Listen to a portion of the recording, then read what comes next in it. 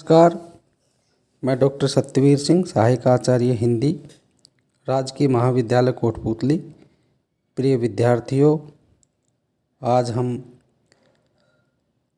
BA part प्रथम प्रश्न पत्र के अंतर्गत पाठ्यक्रम में शामिल मीराबाई के पदों की व्याख्या करेंगे। इस पद व्याख्या श्रृंखला के अंतर्गत पहला पद मीराबाई का है, उसको मैं सबसे पहले वाचन करता हूँ और उसके बाद उसकी व्याख्या करेंगे। आली री मेरे नैना बाण पड़ी, चित चढ़ी मेरे माधुरी मूर्ति, उर विच आन अड़ी। कब की ठाड़ी पंथ निहारूं अपने भवन खड़ी, कैसे प्राण पिया बिन राखूं जीवन मूर जड़ी। मीरा गिरधर हाथ बिकानी, लोग कहे बिगड़ी। इस पद्य में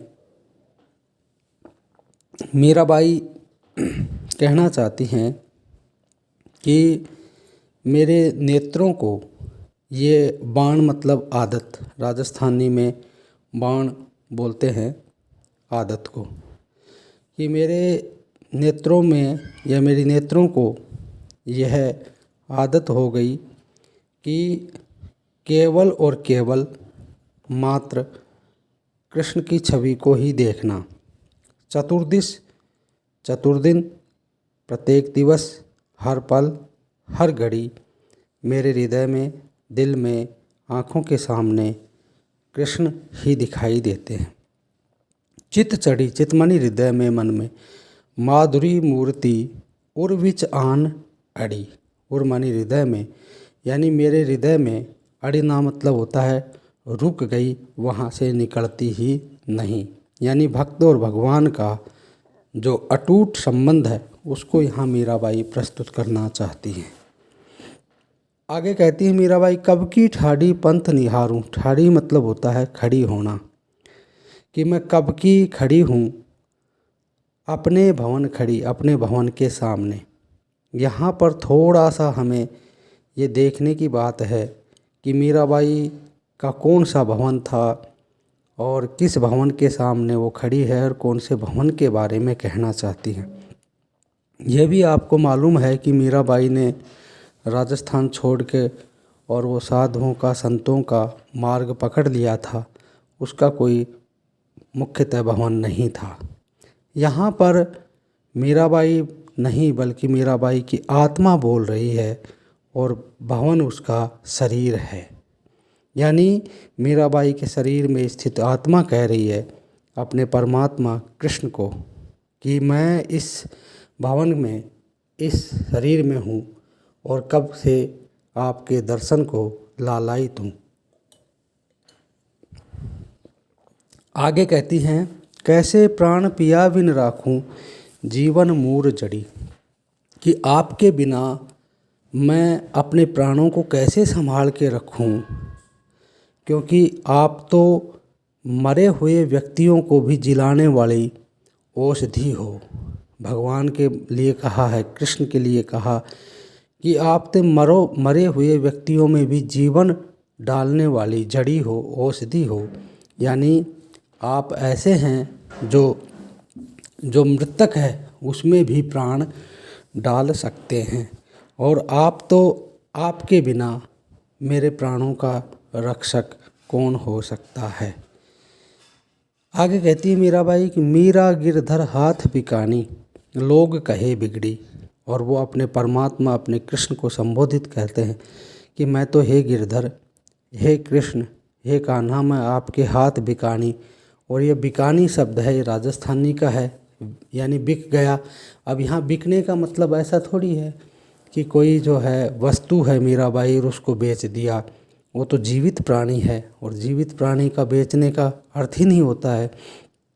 यहाँ पर स्पष्ट है, हाथ बिकानी, बिकने का तात्पर्य है कि अब मैं पूर्णतः आपको प्राप्त हूँ, यानी कि मेरे सब कुछ हैं, सर्वस्व हैं, वो आप हैं। यानी मैं तो कृष्ण को अपने आप को समर्पित कर चुकी हूँ, अर्पित कर चुकी हूँ। तो ये अर्पित और समर्पित का भाव है, यही एक तरह से भिखारी का भाव कह सकते हैं। और एक जो भक्त है वो अपने भगवान के सामने जो भी जितने भी अपने आप को विकार से परिपूर्ण मानता है और जितने भी इस तरह के शब्द हैं उन शब्दों का वो प्रयोग कर सकता है ताकि उसका भगवान उसकी तरफ आकृष्ट हो, ध्यान दे। लोग कहे बिगड़ी और मैं कृष्ण की भक्ति करती हूँ, साधुओं के संतों के साथ में बैठती हूँ, बात करती हूँ और साधु संगति सत्संगति का मार्ग अपना रही हूँ।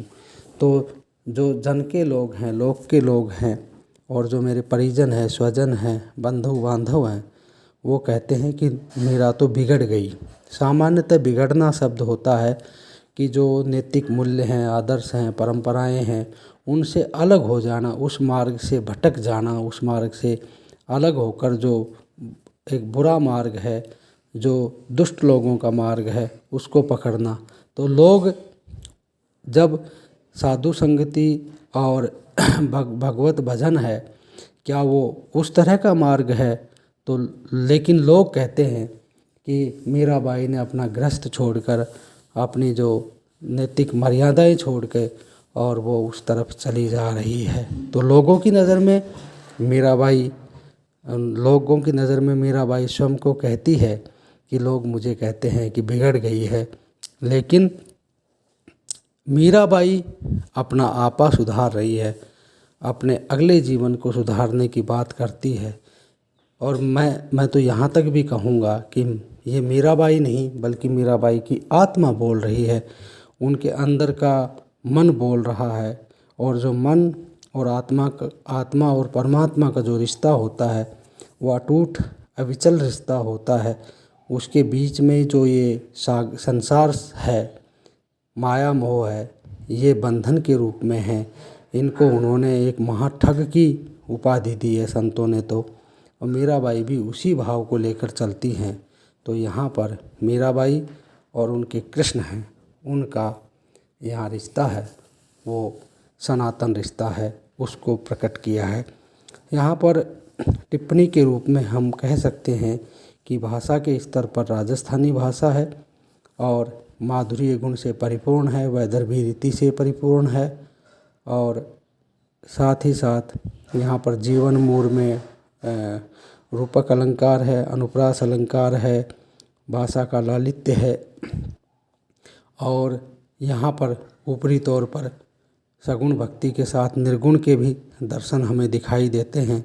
तो ये बातें हम लिख सकते हैं। धन्यवाद।